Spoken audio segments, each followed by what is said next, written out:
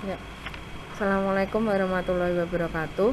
Kita bertemu kembali pada operasi matrik. Jadikan sebagai motivasi, wahai anak muda, jika kamu tidak dapat menahan lelahnya belajar, maka kamu harus sanggup menahan perihnya kebodohan, dari Imam Syafi'i.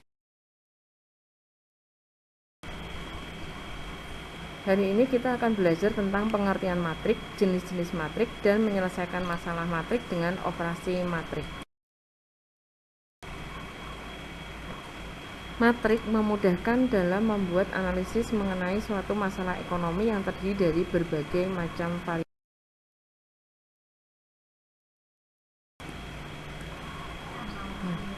Operasi matrik ada penjumlahan matrik, pengurangan matrik, perkalian matrik dengan skalar, perkalian dua matrik.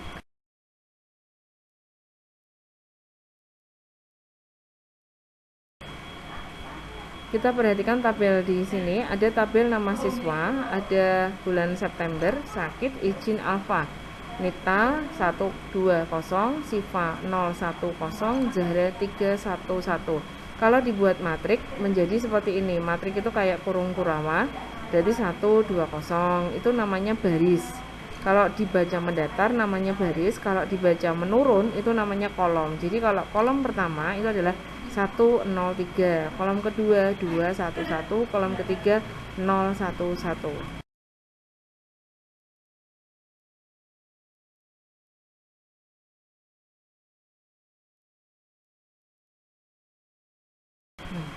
Matrik adalah susunan bilangan berbentuk persegi panjang atau persegi yang terdiri dari baris dan kolom.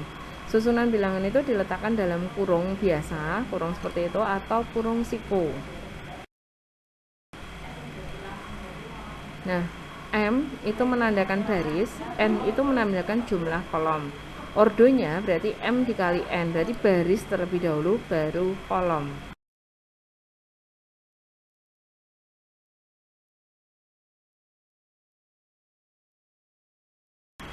Ya.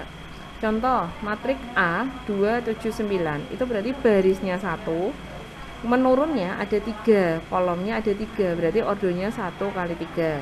B 5, bawahnya 1, berarti barisnya yang mendatar itu ada 2, kolomnya yang menurun itu ada 1, berarti ordonya 2 kali 1.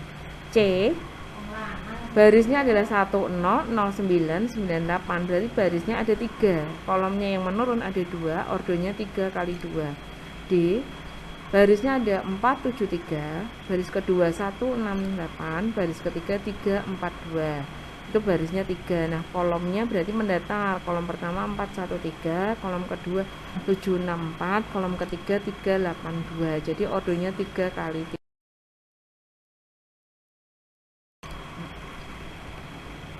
Macam-macam atau jenis-jenis matrik. Yang pertama matrik baris. Matrik yang terdiri hanya satu baris saja. Itu contohnya matrik A 73-4. Kebalikannya matrik kolom. Berarti matrik yang hanya mempunyai satu kolom. Dia menurunnya itu kolomnya hanya satu, yaitu matrik P. Matrik 0 berarti matrik yang semua elemennya adalah.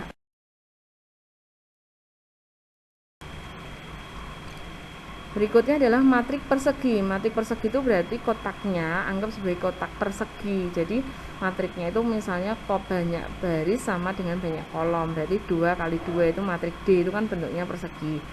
Sampingnya 2, menurunnya juga 2. Matrik diagonal adalah matrik yang diagonal utama. Diagonal itu garis miring. Garis miring itu kan ada contohnya, yang B adalah garis miringnya 752. Selain diagonal, elemennya adalah 0. Matrik identitas adalah matrik yang diagonal utamanya semuanya adalah 1.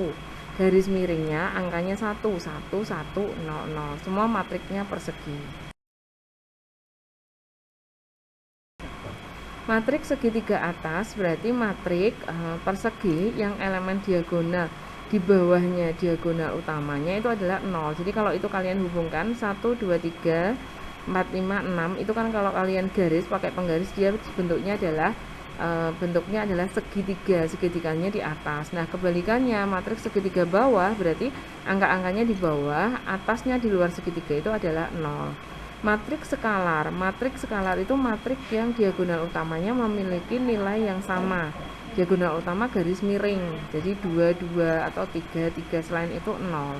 Kalau yang 1 1 tadi adalah matrik ideal.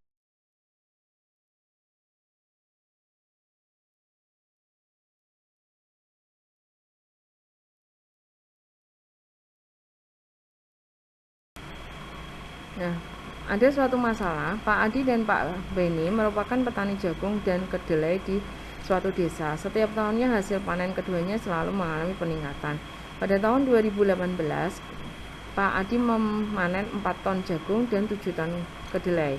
Sedangkan Pak Beni menghasilkan 6 ton jagung dan 5 ton kedelai dalam waktu yang sama. Selang setahun, hasil panen jagung Pak Adi meningkat menjadi 6 ton.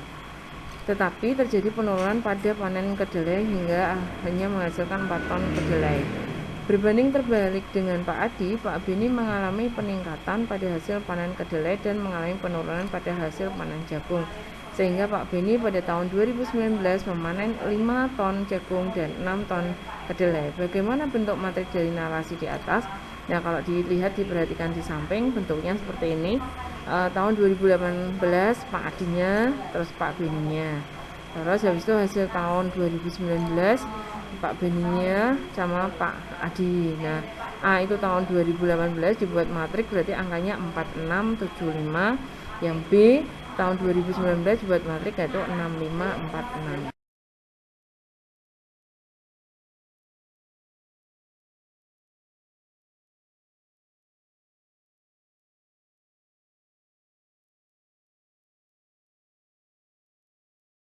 Penjumlahan dua matrik. Nah, penjumlahan dua matrik intinya matriknya baris dan kolomnya itu harus sama. Contoh tadi dari soal Pak Adi sama Pak Beni tahun 2018 tahun 2019, berapakah jumlah hasil panen tersebut pada selama 2 tahun itu? Berarti matrik A ditambah matrik B menghasilkan matrik C, kita anggap sebagai C. Nah, kita susun A ditambah B. Nah, sesuai letaknya 4 pasangannya 6, 6 kanan atas pasangannya kanan atas berarti 5, 7 pasangannya 4, 5 pasangan 6, baru kalian boleh jumlah. Berarti penjumlahannya adalah 10, 11, 11, 11.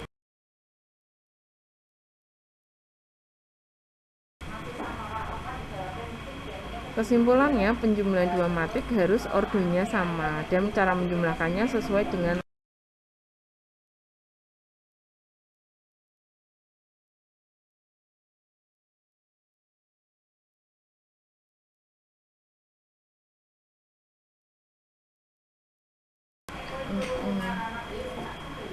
pengurangan dua matrik intinya sama dengan penjumlahan. Jadi kalau ini operasional dia dikurangi, kalau tadi dijumlah sesuai dengan letaknya. 4 dikurangi 6, 6 dikurangi 5, 7 dikurangi 4, 5 dikurangi 6. Nah, menghasilkan matrik C, yaitu C-nya adalah negatif 2, 7 dikurangi 4 itu adalah 3, 6 dikurangi 5 adalah 1, dikurangi 6 adalah negatif 1.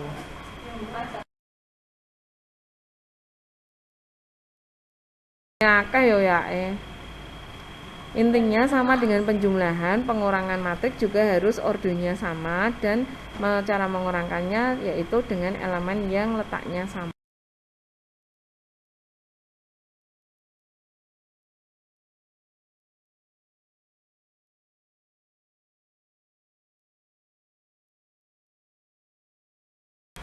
Perkalian matrik dengan skalar. Jika ada soal jika pada tahun 2020 hasil panen jagung dan kedelai Pak Adi dan Pak Beni meningkat 2 kali lipat pada tahun 2018, maka peningkatan hasil jagung dan kedelai milik keduanya adalah 2 kali lipat pada tahun 2018.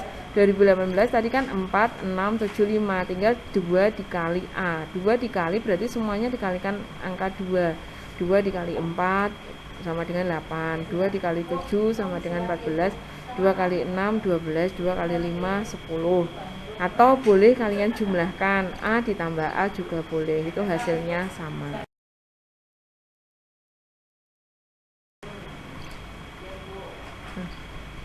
Intinya jika K dikalikan matrik A, K itu suatu bilangan real, tinggal dikalikan saja dengan setiap elemen dari matrik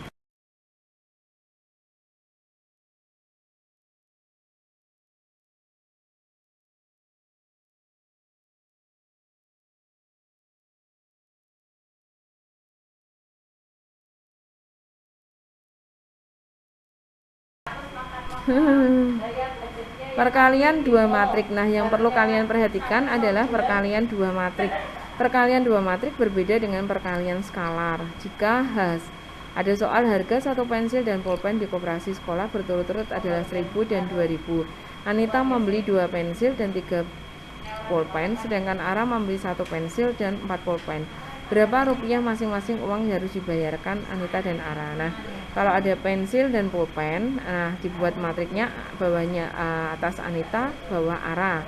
Nah, dikalikan harganya 1.000 sama 2.000. Nah, bentuk matriknya menjadi matrik A sama matrik B. Nah, cara mengalikannya baris carikan kolom dengan B. Jadi yang A itu mendatar, yang B itu kolom menurun. Berarti 2 dikali 1.000. 3-nya pasangannya bawah, 3-nya dikali 2.000. Nah, gantian yang bawah 1 sama 4, berarti 1 dikalikan 1.000, 4-nya kalikan bawah, 4 kali 2.000. 2 kali 1.000, 2.000 ditambah 6.000, 2.000 ditambah 8.000, berarti ketemunya 8.000 sama 9.000. Jadi untuk Anita bayarnya 8.000, untuk Ara bayarnya 9.000.